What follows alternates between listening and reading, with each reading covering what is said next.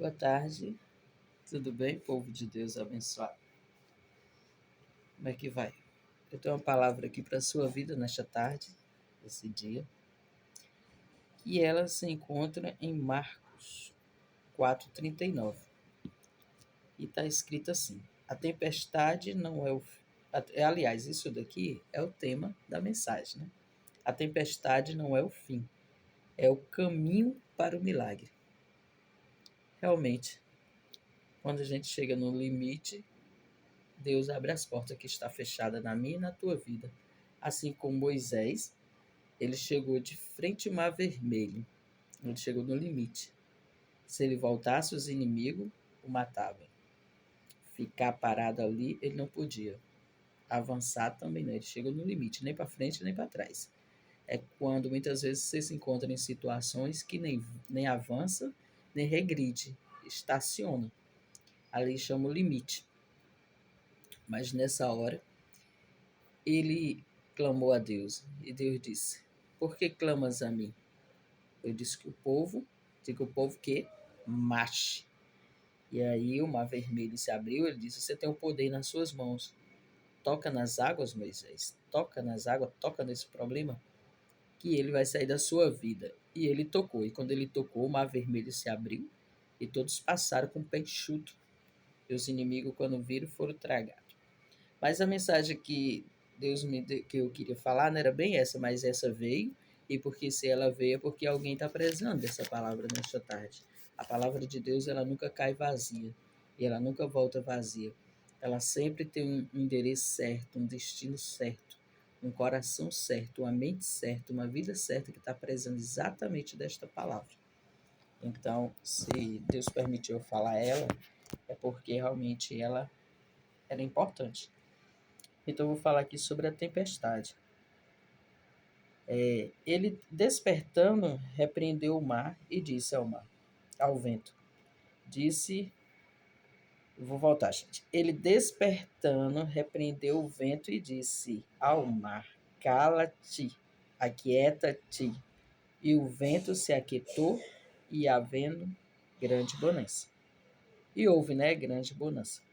Então, os discípulos estavam apavorados porque o barco ele estava sendo tomado pelas ondas e o vento gritava mais alto do que a fé dos discípulos.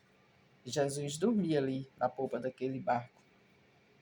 Então, no seu desespero, ao ver a água enchendo o barco e ao ver que Jesus estava dormindo e as ondas estavam muito bravias, né, estavam muito agitadas, eles ficaram com a pouca fé. A fé fraquejou naquele momento da aflição, da tempestade, do desespero.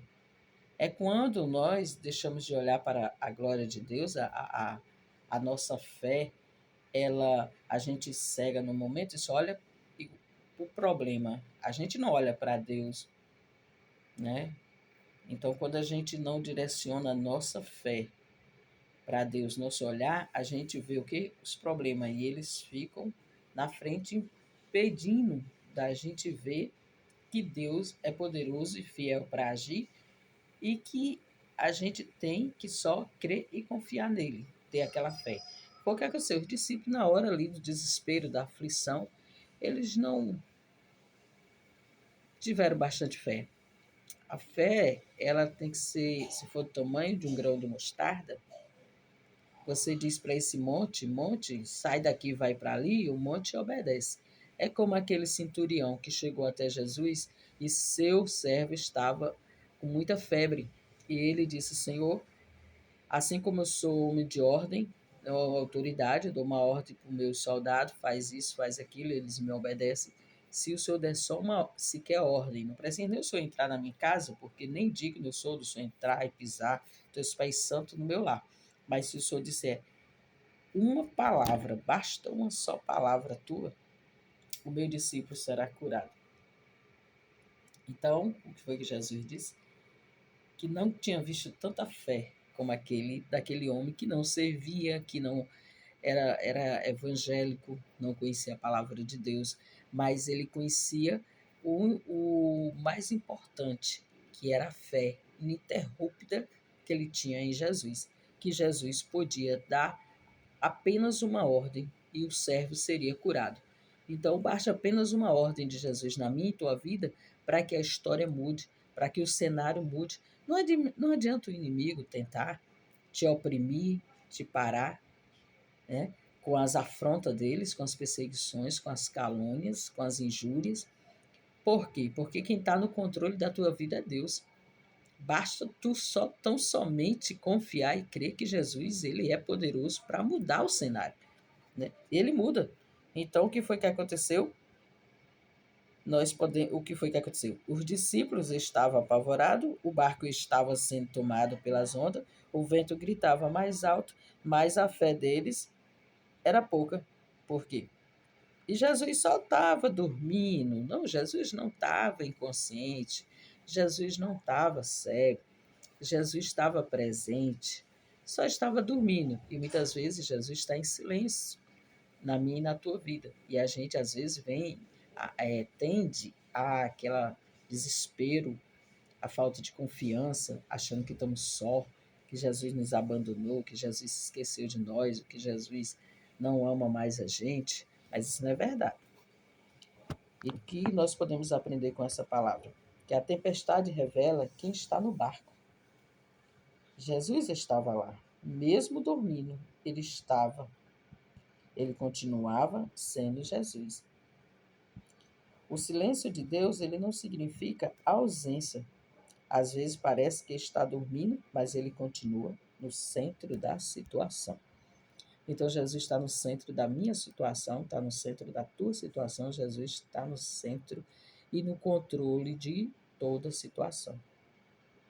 Ele pode até ser que o vento esteja bravio no teu casamento, na tua casa, na tua vida emocional, no teu trabalho, nas tuas finanças, mas eu quero dizer para ti nesta noite, não perca a fé, continua confiando com a esperança que Jesus não está cego, mudo, e não está moco, que possa ouvir teu clamor. Ele diz que não está com as mãos encolhidas, nem está com os ouvidos agravados, que não possa ouvir o meu e teu clamor. Então, vamos sempre meditar naquele versículo, Jeremias 333, que diz assim: clama a mim, que eu responder-te-ei, coisas novas e firmes, coisas novas que estão para acontecer e também firmes, que tu ainda não sabe. Às vezes a gente realmente não sabe o dia de amanhã, não sabe o que vai acontecer. A gente só sabe o que está passando no momento. E muitas vezes nós ficamos presos em situações com a mente ali obcecada só por problema. Mas não vamos olhar para o problema, vamos olhar para Jesus, que estava no barco, mesmo o barco ali, balançando, os discípulos ali, perturbado, inquieto, apavorado, achando que Jesus não ia fazer nada, que Jesus não estava se incomodando com eles, que Jesus ia deixar ele morrer e não ia fazer nada. Jesus estava na polpa do barco, dormindo, mas Jesus estava consciente da situação e o controle estava no poder da palavra de Jesus. Ele disse apenas uma palavra: aquieta-te, mar. E o mar obedeceu à voz de Jesus. E ele vai dizer nesta tarde, na minha e na tua tempestade: aquieta-te, e esse vento vai se aquietar. Essa tempestade vai passar. E Jesus vai fazer grandes coisas na minha e na tua vida. Amém? Se você crer, confia.